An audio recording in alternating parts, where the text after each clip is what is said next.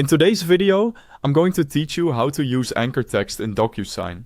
Anchor text is a powerful way to place fields like signatures, initials, dates, or text exactly where you need them, by tying each field to specific words in your document.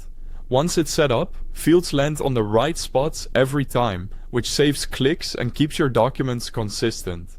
First, open your web browser and head to the official DocuSign website. Then sign in with your email and password. You'll arrive at your dashboard. From here, start a new sending workflow by selecting New. Then, send an envelope. Upload the document where you plan to use anchor text. PDF, Word, and similar formats work fine, as long as the anchor phrase appears clearly in the file. Next, add your recipients.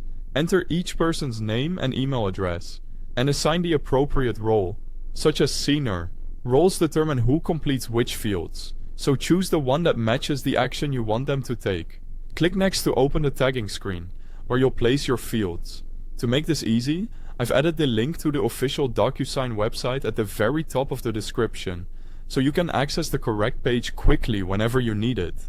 On the left, choose the field you need, signature, initials, date, or a text field, and drag it onto the document. With the field selected, open its settings and enable anchor text. In the anchor text box, type the exact words from your document where you want this field to attach. For example, sign here.